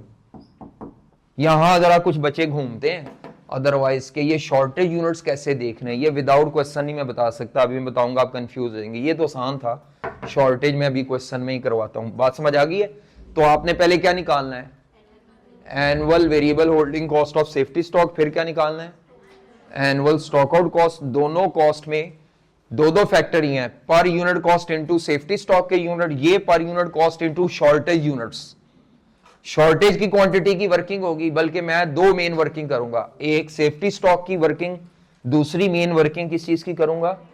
बाकी उसके अलावा अगर इनके अंदर कोई मसाला मिस है, जैसे ये नंबर ऑफ ऑर्डर मिस कर देता है, अब नंबर ऑफ ऑर्डर के लिए annual requirement divided bye EOQ, EOQ भी मिस कर देता है। वो भाई के आपको बुरी आदत है कि वो आगे से आगे आपको ले जाएगा कि बच्चे को ईओक्यू पढ़ाई हुई है ना हमने, तो पहले ईओक्यू निकाले, फिर नंबर ऑफ ऑर्डर निकाले, फिर इधर फिट करे। खुद बता दे तो मेहरबानी है, ना बताए तो पुराने वाला तरीका ही चलेगा। नंबर ऑफ ऑर्डर्स का तरीका क्या होता है, एनुअल परचेज रिक्वायरमेंट या annual demand divided by EOQ. चले आ जाए जनाब, क्वेश्चन पे आते हैं, क्वेश्चन पे आते हैं। नोट्स में दिखाना जरा क्वेश्चन है इसके कि नहीं। हाँ जी, नोट्स में क्वेश्चन इसके ऑप्टिमल सेफ्टी स्टॉक के। हाँ जी, टू वे इंजीनियरिंग लिमिटेड के नाम से क्वेश्चन है, जरा पुराना है। मैं वैसे पुराने क्वेश्चन का शौकीन नहीं हूं, मैं जरा लेटेस्ट क्वेश्चन करवाने का शौकीन हूं। तो आप आ जाएं क्वेश्चन नंबर 26, मतलब वो खान लिमिटेड, खान के बाद कौन सा है, Nigeria limited, Khan limited, Nigeria limited जी। उसके बाद 2 और आए हुए हैं, मसरूर और स्प्रिंग 23, ऑटम 23। तो मैंने सिर्फ 2 सवाल करवाने हैं, 2 सवाल करवाने हैं।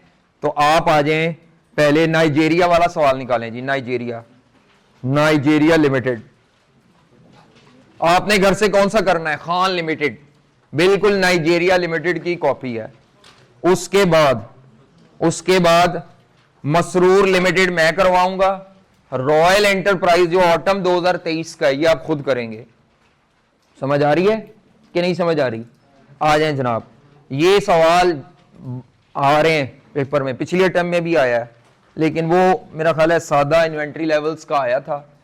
अगर इस दफा आएगा तो ये ज्यादातर आता है, ईओक्यू तो आना है, उसके साथ वो ये टॉपिक अटैच करता है, या ऑप्टिमल सेफ्टी स्टॉक वाला या इन्वेंट्री लेवल्स वाला। ठीक है, इन्वेंट्री के चैप्टर में से, इस चैप्टर में से 2 सवाल आते हैं, 8 number, 6 number, 8 number, 7 number, 7 number, 5 number, इस तरह 12-15 नंबर के सवाल आने हैं, लेकिन 2 छोटे छोटे। चले जी, पढ़े मेरे साथ, नाइजीरिया लिमिटेड सवाल देखो जवान, क्या कहता है क्वेश्चन में, कहता है सजेस्ट, रिक्वायरमेंट पे आए, suggest Which of the following reorder level would be financially beneficial for NL? NL company का नाम है। आपसे कहता है बताओ इनमें से कौन सा रीऑर्डर लेवल आपके लिए फायदेमंद है। पहला रीऑर्डर लेवल कौन सा लेना है? Average demand during lead time, यानी ये जो एवरेज डिमांड का आंसर आएगा ना, इसको ही एज अ रीऑर्डर लेवल ले लो। अब एवरेज डिमांड कैसे आएगी? वो ऊपर देखो, डिमांड दी हुई है, डिमांड दी है और सामने प्रोबेबिलिटी भी दी हुई है। 1000 kg यूज हो सकता है, 1000 kg की डिमांड है with the probability of 35%। 1500 kg की डिमांड है विद द प्रोबेबिलिटी ऑफ 45%। ये वैसे ट्रेडिंग बिजनेस है, मैन्युफैक्चरिंग नहीं है। और 2000 kg की डिमांड है और इसकी क्या प्रोबेबिलिटी है? 20%। बच्चे कहते हैं सर जी इसको जरा एक्सप्लेन कर दें कि ये डिमांड का मतलब क्या है। इसका मतलब यह है कि आपने ऑर्डरिंग पॉइंट पे ऑर्डर प्लेस कर देना है। ऑर्डर प्लेस करने के बाद स्टोर कीपर से जो मांगे जाएंगे यूनिट, या 1000 यूनिट मांगे जाएंगे स्टोर कीपर से ऑर्डर प्लेस करने के बाद, या स्टोर कीपर से कितने यूनिट मांगे जाएंगे? 1500, या कितनी डिमांड आ सकती है उसे कहा जाता है लो इतने यूनिट दो, यूनिट या केजी जो भी है। तो स्टोर कीपर से 1000 kg भी मांगे जा सकते हैं ऑर्डर प्लेस होने के बाद, 1500 भी और 2000 भी, और उसकी प्रोबेबिलिटी दी है। तो आप जरा इसकी निकालना ये वाले फॉर्मूले से, 14 kg। इसको हम बोलते हैं average demand during lead time. उसने इसका नाम रखा हुआ है एक्सपेक्टेड, असल में ये क्यूएम से लिया गया, वहां इसको एक्सपेक्टेड वैल्यू कहते हैं। तो expected demand during lead time कितनी आई है जी? 1425 kg। दूसरा रीऑर्डर लेवल कितना है? 1600 kg। आपने इसका मतलब है 2 दफा टोटल कॉस्ट निकालनी है। एक दफा अगर रीऑर्डर लेवल 1425 kg हो और दूसरी दफा अगर रीऑर्डर लेवल 1600 kg हो। अब ऊपर डेटा क्या दिया है? कहता है नाइजीरिया लिमिटेड जो है वो कई कंज्यूमर प्रोडक्ट्स की ट्रेडिंग कर रही है, ट्रेडिंग बिजनेस है, यहां से पता चल रहा है। It purchases one of its product silver from a local supplier in batches of 3000 kg using EOQ model. ये हर दफा 3000 kg के बैचेस में परचेज कर रहे हैं। तो ये आपको EOQ का जवाब दे दिया है। ये आप जो सप्लायर से खरीदते हैं ये EOQ का जवाब दे दिया है।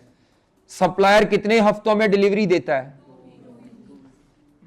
अच्छा, ना 2 वीक से कम होगा, ना 2 वीक से ज्यादा। सप्लायर रिलायबल है लेकिन डिमांड आपकी रिलायबल नहीं है, सर्टन नहीं है। कभी कोई गाहक कम आ जाते हैं, कभी गाहक क्या आ जाते हैं, ट्रेडिंग बिजनेस है ना। तो लीड टाइम कितना है? 2 हफ्ते। तो ये जो नीचे डिमांड दी हुई है ना, ये 2 हफ्तों की है। 1000 kg भी गाहक मांग सकता है। जब आप ऑर्डर प्लेस कर देंगे 2 हफ्तों में सप्लायर से माल आना है, तो कस्टमर 1000 kg भी डिमांड कर सकते हैं। 2 हफ्तों में 1500 kg भी मांग सकते हैं और 2000 भी। ठीक है, चलने दें ऐसी, हमें तो लीड टाइम का भी इस्तेमाल यहाँ पे कोई नहीं करना। नेक्स्ट आ जाए जी, पूरे साल में कितने वीक्स हैं? इससे एनुअल परचेज रिक्वायरमेंट अगर निकालनी हो या एनुअल डिमांड निकालनी है तो हम निकाल सकते हैं।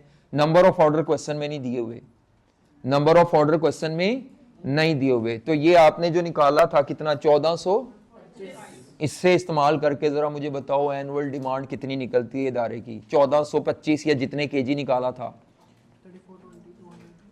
एनुअल डिमांड, इससे निकालो। हाँ जी, एनुअल डिमांड साल में 48 हफ्ते लेने हैं जी। 1425 kg की ये एवरेज डिमांड निकली थी 2 हफ्तों के दरमियान। ये 2 हफ्तों की थी 1425 kg। 1 हफ्ते की क्यों नहीं थी? क्योंकि लीड टाइम 2 हफ्ते है। 1425 kg divided by 2 weeks multiply by 48, या कुछ ने डायरेक्ट 24 से कर दिया। अगर किसी ने 64,800 या 68,400 निकाला, गलत है वो बच्चा।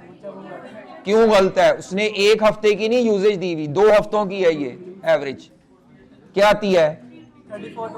34,000 एनुअल रिक्वायरमेंट, एनुअल डिमांड। आगे चलो, बस खत्म। सवाल करें जी, मेरे साथ सॉल्व करेंगे, बल्कि आप सॉल्व नहीं करेंगे, आप देखें। आपने खामोशी से बैठ के देखना है कि मैं कैसे सॉल्व कर रहा हूं, लिखना नहीं अभी, प्लीज लिखना नहीं। अगला सवाल करोगे जी, लिखना नहीं, मेरे साथ साथ नहीं लिखना, क्योंकि ये अभी बिखरे हुए फॉर्मूले हैं। कॉपी खोल लें, फॉर्मूले जहां लिखे हैं।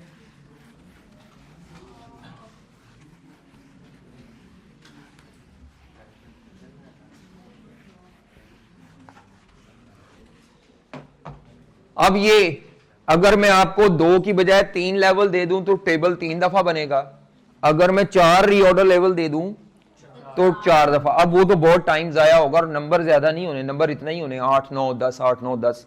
तो स्टूडेंट क्या करते हैं अपना टाइम बचाने के लिए, वो कहते हैं सर अगर हम आगे कॉलम्स बना लें, मतलब अगर 4 लेवल हैं तो आगे 4 कॉलम, ये 4 कॉलम का मतलब 4 सेपरेट टेबल से आप बचना चाह रहे हैं, ये सेपरेट टेबल ही। अब मुझे 4 दफा नहीं बनाना पड़ेगा, जैसे वो मैं ईओक्यू वाले में नहीं करता था, total cost at EOQ discount. Time बचाओ प्रोग्राम की वजह से ऐसे करते हैं, नहीं तो अगर आप ऊपर नीचे बना लेते हैं 2 टेबल तब भी काबिल कबूल हैं। समझ आ रही है? नहीं समझ आ रही तो बताना जरा मुझे, प्रपोज्ड रीऑर्डर लेवल उसने क्या कहा था? रीऑर्डर लेवल जो रिक्वायरमेंट में दिए हुए थे, हाँ जी, एक में तो उसने कहा था एक्सपेक्टेड डिमांड जो निकलेगी, जो आपने मुझे कैलकुलेटर पे निकाल के बताई 14 kgs। दूसरे में ये कैसे आया, उसकी वर्किंग हम कर लेंगे, अभी टेंशन वाले लिखे नहीं साथ साथ। अच्छा जी, मैंने सबसे पहले एनुअल वेरिएबल होल्डिंग कॉस्ट निकालनी है, किसकी? सेफ्टी स्टॉक की। अच्छा, इस क्वेश्चन में मिस प्रिंटिंग है एक लाइन की, याद आ गया मुझे, क्योंकि आप स्टॉक आउट कॉस्ट ढूंढेंगे कहीं नहीं मिलेगी, होल्डिंग कॉस्ट ढूंढेंगे वो भी नहीं मिलेगी। कई बच्चे ईओक्यू से रिवर्स करना चाहेंगे, वो रिवर्सल करना है कर भी सकते हैं, लेकिन यहां बताई हुई थी वैसे, वो एक लाइन मिसिंग है, पेपर में नहीं मिसिंग, मेरे कॉपी करने में मिसिंग है। वो मैंने जो नए नोट्स आपको पता नहीं भेजे कि नहीं, वहां उसमें थी, तो आप जरा लिख लें प्लीज, आप ये लिख लें, इसमें क्या है, क्वेश्चन पे लिख लो भाई, आगे अमाउंट जी। इसमें होल्डिंग कॉस्ट 25 रुपए पर केजी, और जो कंट्रीब्यूशन मार्जिन है, कंट्रीब्यूशन मार्जिन जो फॉरगॉन होगा, कंट्रीब्यूशन मार्जिन जो फॉरगॉन होगा वो है 10 रुपीज। हाँ जी आ जाएं, 25 रुपए और 10 रुपए, 25 रुपए पर केजी, और वो भी 25 रुपए क्या थी होल्डिंग, और जो कंट्रीब्यूशन है जो आप कमा सकते हैं, लेकिन अगर कस्टमर चला जाए तो 10 रुपए का कंट्रीब्यूशन फॉरगॉन होगा, वो कितना लिखवाया मैंने? 10 रुपए पर केजी। आ जाए, वेरिएबल होल्डिंग कॉस्ट निकालनी है, तो इसका फॉर्मूला क्या लिखा था हमने वेरिएबल होल्डिंग कॉस्ट का क्या लिखा है फॉर्मूला नोट्स में आपने? Variable holding cost per unit, यहां पर KG per annum, multiplied by safety stock की क्वांटिटी केजीज में, और ये रुपीस में। जितने कॉलम्स होंगे ये बताएं जी, मैंने अभी कितनी बताई है? 25 रुपए पर केजी। सेफ्टी स्टॉक की क्वांटिटी आपके पास नहीं है तो ये वर्किंग 1 करके लाएंगे, जब आप इनको मल्टीप्लाई करेंगे तो ये आपके पास आ जाएगी annual variable holding cost of safety, जो भी आती है। सेफ्टी होगा तो आ जाएगी, नहीं होगा तो नहीं आएगी, ठीक है। अच्छा, इसके बाद अगली चीज हमने जो कैलकुलेट करनी है वो है एनुअल, सॉरी वेरिएबल नहीं, एनुअल स्टॉक आउट कॉस्ट। इसका फॉर्मूला मैंने लिखवाया था, stock out cost per unit या पर केजी।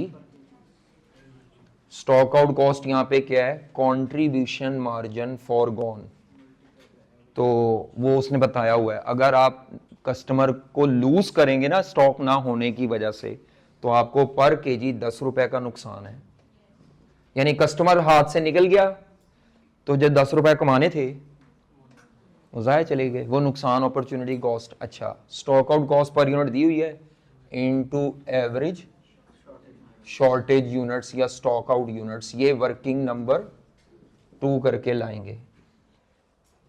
ये आ जाएगी एनुअल स्टॉक आउट कॉस्ट, और फिर नीचे क्या निकाल लेंगे? Total cost. ये ढांचा होगा। अगर ये 4 लेवल हो तो इंग्लिश आपने एक ही दफा लिखनी है, कॉलम 4 बना लोगे, चारों कॉलम में ये अमाउंट सेम होगी, ये अमाउंट भी सेम होगी। जो असल में आपने गेम फिट करनी है वो क्या है? ये दो वर्किंग्स कर लो तो सवाल सीधा है, बाकी तो टेबल रटा रटाया है। बाकी जरूरी नहीं है कि आप ऐसे करें, आप हर दफा अलग टेबल बना लें, आपकी मर्जी है। करो ये लिखो जल्दी से यहां तक पहले जी। आज जरा फिर लिखना छोड़ दें। वर्किंग नंबर 1, सेफ्टी स्टॉक की क्वांटिटी कैसे निकालते हैं? सेफ्टी स्टॉक की क्वांटिटी कैसे निकालते हैं? हमने कहा था सेफ्टी स्टॉक की क्वांटिटी होती है reorder level minus average demand during lead time या average usage during lead time. यही था रीऑर्डर लेवल, तो ये है। एवरेज यूजेज आपने कैलकुलेटर पे निकाली, लेकिन पेपर में तो आपको वो ये वर्किंग प्रेस, इसका मतलब है मुझे इस वर्किंग के अंदर सबसे पहले क्या निकालना आना चाहिए। मतलब मुझे इसका फॉर्मूला, सेफ्टी स्टॉक का फॉर्मूला होता है reorder level minus average usage या average demand during lead time. Reorder level नहीं निकालने, वो तो हमारे पास है, लेकिन average demand during lead time निकालनी है। तो ये एक लाइन छोड़ के मैं फिर मजबूरन नीचे ये वाला फैक्टर भी निकालूंगा। Average demand during lead time कैसे है, जो आपने कैलकुलेटर्स पे निकाली थी ड्यूरिंग लीड टाइम। वो आपने, मेरा ख्याल है क्या थी पहली डिमांड? पहली थी नहीं, वो पहली लेवल क्या था? 1000 kg। तो आपने कैलकुलेटर पे किया था, लेकिन हम लिख के करेंगे 1000 kg इंटू प्रोबेबिलिटी 30। ये प्रेजेंट कर देना वहां पे इस तरह कि मैंने ये कैलकुलेटर पे डायरेक्ट नहीं निकालना, इस तरह शो करना। अगली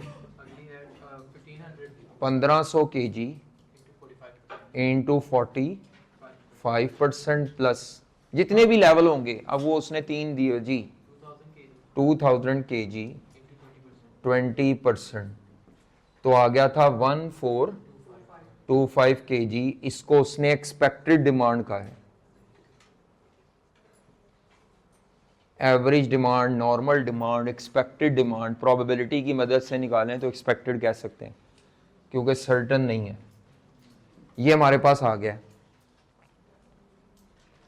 1425 kg। कितने kg आया? पहले मैंने ये वाला कॉलम सॉल्व करना है। अगर मैं रीऑर्डर लेवल 1425 kg का ही रखूं तो तब तो सेफ्टी स्टॉक 0 है। दूसरी दफा क्या है? दूसरी दफा अगर मैं रीऑर्डर लेवल 1600 kg का रखूं और ये 1425 kg है, तो सेफ्टी स्टॉक आता है 175 kg। क्या ये बात आपको समझ आई है? मैंने 2 दफा क्यों निकाला है? 2 दफा इसलिए निकाला है क्योंकि एक दफा इस कॉलम के लिए सेफ्टी देखना है। अगर 4 कॉलम होंगे तो मुझे 4 दफा निकालना पड़ेगा। ये वैसे अच्छी प्रेजेंटेशन नहीं है इस तरह। इसी तरह टेबल की शक्ल में प्रेजेंट कर लेंगे, सोल्यूशन मैंने टेबल की शक्ल में किया हुआ है वहां, तो आपको पता लग जाएगा कि सर पहला इस कॉलम के लिए निकाल रहे हैं, दूसरी दफा इस कॉलम के लिए निकाल रहे हैं। जितने कॉलम्स होंगे उतनी दफा आपको ये सेफ्टी निकालना पड़ेगा। तो ये तो 0 आ जाएगा डैश। इसका बताना क्या आता है? 43। ये इसका मतलब है पहले केस में हम सेफ्टी नहीं रख रहे। जब नहीं रख रहे सेफ्टी तो स्टोरेज कॉस्ट तो नहीं पड़ेगी। दूसरे केस में आप कितने केजी का सेफ्टी रख रहे हैं? 175 केजी का। कितना रीऑर्डर लेवल है? मैं वैसे आपको तंग करने के लिए कहूं, पकड़ें कैलकुलेटर। अगर मैं कहूं जी नहीं एक और रीऑर्डर लेवल रखो 2000 केजी का, ऐसे ही, उसमें बताओ सेफ्टी कितना होगा? अगर मैं 2000 केजी का ऐसे ही कह दूं रीऑर्डर लेवल रखो 570, यानी जितनी मैं ऊपर रीऑर्डर लेवल के केजी बढ़ाता जाऊं उतना सेफ्टी बढ़ता जाएगा। सेफ्टी बढ़ेगा तो उसकी स्टोरेज कॉस्ट बढ़ेगी। बात वो आ गई ना? जितना रीऑर्डर लेवल ज्यादा होगा, जरूरत से ज्यादा स्टॉक रखोगे उतना सेफ्टी ज्यादा होगा। सेफ्टी ज्यादा होने से उसकी स्टोरेज कॉस्ट ज्यादा पड़ेगी। अगर मैं कहूं 1700 केजी रखो जरा रीऑर्डर लेवल, ऐसे ही 1700 केजी, तो क्या सेफ्टी निकलेगा? 1800 केजी रीऑर्डर लेवल। कोई भी रीऑर्डर लेवल बताऊं, आपका फॉर्मूला यही है, reorder level minus average demand. ये एवरेज डिमांड निकली हुई है, पता लग गया? रीऑर्डर लेवल बताऊं तो आप मुझे सेफ्टी बताते जाएंगे। जितना सेफ्टी कम होगा उतना खर्चा सेफ्टी का कम। जितना सेफ्टी स्टॉक केजी में, यूनिट्स में ज्यादा, उतनी स्टोरेज कॉस्ट ज्यादा है। ले जी, ये फैक्टर तो बहुत आसान था, इस तक तो सब बच्चे आ जाते हैं, ठीक है। अब आता है सवाल शॉर्टेज यूनिट्स कैसे देखने हैं, किस क्या चीज, शॉर्टेज यूनिट्स कैसे देखने हैं। उसके लिए अब आप लिखेंगे नहीं, समझेंगे, फिर आप कैलकुलेट करेंगे shortage units, average shortage units, और ये भी हर कॉलम के लिए बार बार निकालने पड़ेंगे। एवरेज शॉर्टेज यूनिट्स पहली दफा मैं किस रीऑर्डर लेवल के लिए निकाल रहा हूं, at reorder level of 1425 KG के लिए निकाल रहा हूं, 1425 केजी के लिए निकाल रहा हूं। अच्छा, 1425 केजी का रीऑर्डर लेवल हो तो ये कैसे आप इसमें से शॉर्टेज का तयन करेंगे, ये अब आपने लिखना नहीं, वो मैं कुछ एक्स्ट्रा लिख रहा हूं ताकि आपको सवाल पे ना लेके जाऊं।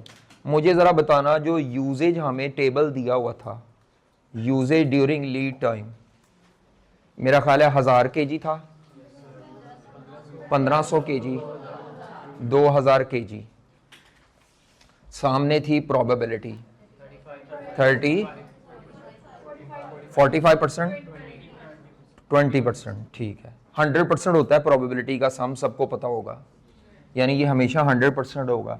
अगर क्वेश्चन में 100% मैं ये ना दूं एक, अगर मैं ये एक ना दूं तो कोई मसला नहीं, 100 में से ही माइनस करो, बाकी वो होगी।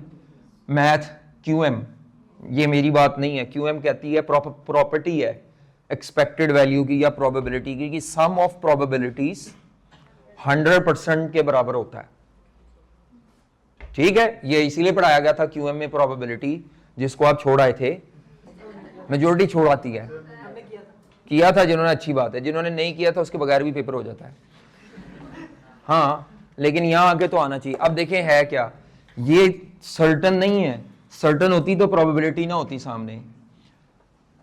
1425 का रीऑर्डर लेवल मतलब यह है कि आपके स्टोर में 1425 केजी पड़े हुए हैं और आपने सप्लायर को ऑर्डर प्लेस कर दिया जिसने 2 हफ्ते में माल देना है। 1425 केजी आपके हाथ में है, स्टोर में है। रीऑर्डर लेवल का मतलब क्या है, इतनी क्वांटिटी इन योर हैंड है, तब आपने स्टोर में पड़ी है, आपने सप्लायर को ऑर्डर प्लेस करने के बाद जो ग्राहक आ रहे हैं, अगर ऑर्डर प्लेस करने के बाद आपके पास 1000 केजी के लिए ग्राहक आ जाएं तो स्टोर कीपर के पास हाथ में 1425 केजी पड़े हुए हैं। स्टोर कीपर इन 1425 केजी में से ये 1000 केजी की डिमांड को बड़े आराम से सेटिस्फाई, अगर क्यों कह रहा हूं, क्योंकि कंफर्म नहीं है ना, 1425 केजी तो एक रकम कंफर्म है। अगर आपने रीऑर्डर लेवल 1425 केजी का सेट करके ऑर्डर प्लेस कर दिया, और ऑर्डर प्लेस करने के बाद 2 हफ्ते की जो लीड टाइम है, आपके पास कस्टमर 1000 केजी मांगने आएगा, स्टोर कीपर इस डिमांड को बड़े आराम से मीट कर देगा। इट मींस यहां पे अगर मैं पूछूं कितनी शॉर्टेज है, तो आप कहेंगे सर जी शॉर्टेज क्या, बल्कि 425 केजी पड़े रहेंगे। मेरी बात समझ आ रही है? रीऑर्डर लेवल कितना है, रीऑर्डर लेवल कितना है, reorder level means you have quantity in hand when you place the order. Order place करने के बाद वाली ये डिमांड कंफर्म नहीं थी। 1000 केजी लेने आएगा ग्राहक, आप दे सकते हैं। इधर आपके पास 1500 केजी ग्राहक लेने आएगा, तो आप उसे कहेंगे सर जी फिल वक्त 1425 केजी तो ले जाएं, बाकी 75 केजी के लिए माजरत है। ये नहीं है कि 1500 केजी और ये एक ग्राहक ने नहीं आना, मल्टीपल डिफरेंट ग्राहकों ने आना है। तो आपके पास 1500 केजी की अगर 2 हफ्तों में डिमांड आ जाए, तो आप उसमें से you can satisfy demand up to the extent of your reorder level. ऊपर वाली डिमांड यू कैन नॉट मीट। कितने केजी की डिमांड आप मीट नहीं कर सकते? तो 75 केजी की शॉर्टेज है। कितने की? मेरी बात समझ आ रही है? इसका मतलब है यहां प्रॉब्लम पैदा हो गया शॉर्टेज का। ये पूरी डिमांड हम सेटिस्फाई नहीं कर सकते, पार्शियली सेटिस्फाई कर सकते हैं, और पार्शियली कर सकते तो कर दें, जितनी नहीं कर सकते वो असल मसला है। ये पढ़ने का तरीका है, ये बनानी नहीं, टेबल बार बार नहीं बनाना, लेकिन पढ़ना मैंने समझाना है आपको। अच्छा इधर बताओ, अगर आपके पास 1425 केजी का रीऑर्डर लेवल है, क्वांटिटी इन हैंड है, ग्राहक 2000 केजी के आएंगे, तो आप माजरत कितने की करेंगे? इसका मतलब है यहां पे भी हम डिमांड मीट नहीं कर सकते। तो कितना आता है? 575 kg और ये प्रोबेबिलिटी है। अब जो मैंने फॉर्मूला बताया था जरा एवरेज स्टॉक आउट यूनिट्स का जरा देखना क्या था। एवरेज स्टॉक आउट क्वांटिटी का क्या फॉर्मूला था? शॉर्टेज यूनिट्स, शॉर्टेज के units multiplied by probability multiplied by number of orders in a year. वो नहीं दिए हुए, वो निकाल लें, कोई नहीं, ईओ क्यू दी हुई है, इसके आगे ही मैं कॉलम बना दूं अगर नंबर ऑफ ऑर्डर्स का। वो कैसे आएंगे? एनुअल रिक्वायरमेंट डिवाइडेड बाय, फिलहाल अभी चलो निकालते हैं पहले, फिलहाल मैं ऐसे ही अपनी तरफ से एज्यूम कर रहा हूं, मिसाल दे रहा हूं, मिसाल के तौर पर मिसाल दे रहा हूं, ये 10 ऑर्डर हैं, मिसाल दे रहा हूं, वैसे है नहीं ये 10, कुछ और होंगे मुझे नहीं पता। अगर मैं आपसे कहूं पकड़े जरा कैलकुलेटर, मिसाल दे रहा हूं 10 ऑर्डर हों, क्या मैं एवरेज शॉर्टेज यूनिट्स निकाल सकता हूं? एवरेज का मतलब है इसकी एक्सपेक्टेड वैल्यू निकालनी है। अब आप क्या करेंगे?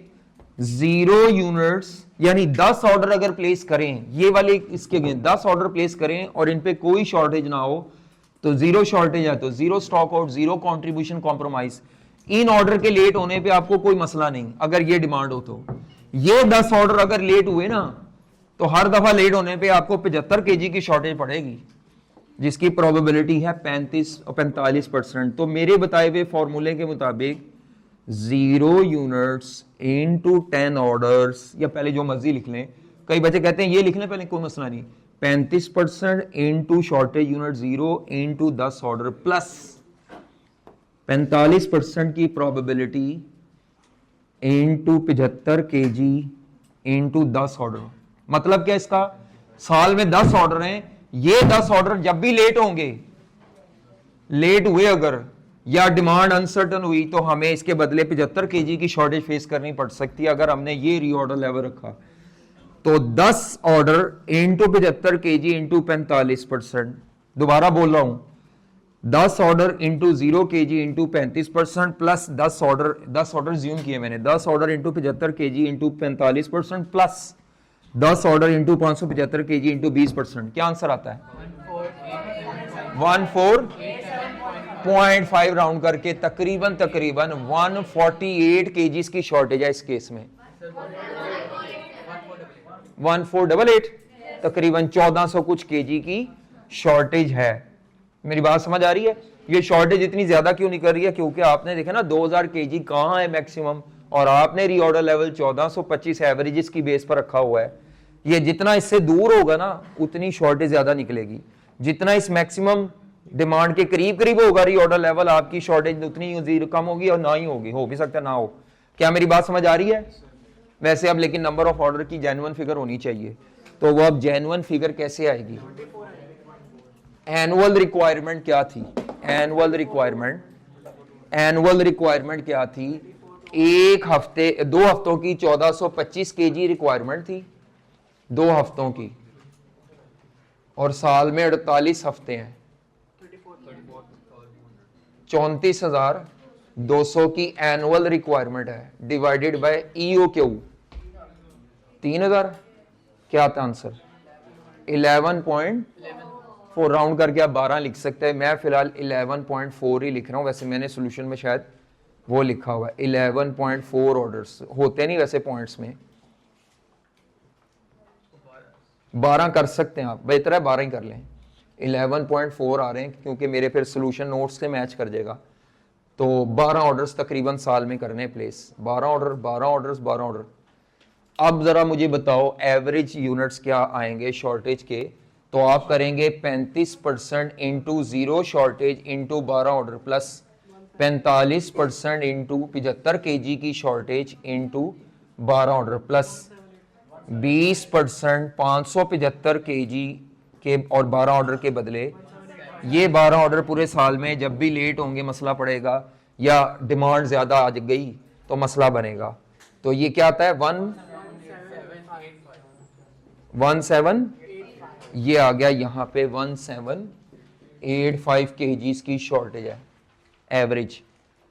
दूसरी, अच्छा ये पूरा टेबल नहीं बनाना, आपने सिर्फ ये लिखना है, वहां ये चीज लिखनी है। ये पूरा टेबल तो मैंने आपकी अंडरस्टैंडिंग के लिए बनाया था, ये टेबल बनाना नहीं जरूरी, ये लाइन लिखना जरूरी है। ये 35% इंटू 0 कहां से आया ये आपने खुद रीड करना है, कितने यूनिट्स की शॉर्टेज है।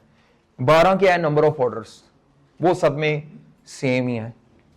और बात समझ आ रही है? दूसरे केस में आपने खुद निकालना भी, करो 1600 केजी की अगर हो 9, दूसरे केस में खुद करें, अगर रीऑर्डर लेवल 1600 केजी का हो तो शॉर्टेज कितनी होगी?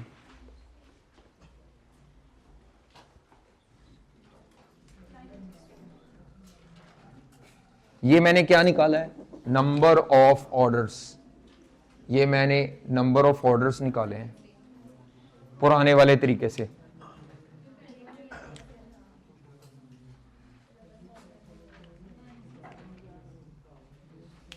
एवरेज डिमांड पे की बेस पे निकलती है एनुअल रिक्वायरमेंट।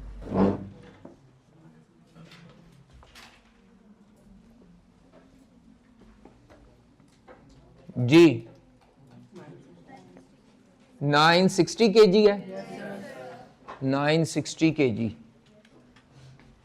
करो जरा मल्टीप्लाई, फिर इसको मैं नहीं कर रहा, आपने किया, आप देख लें सही है गलत है जो भी, जिन्होंने किया 960, तो ये 9600 रुपीज की कॉस्ट आ जाएगी।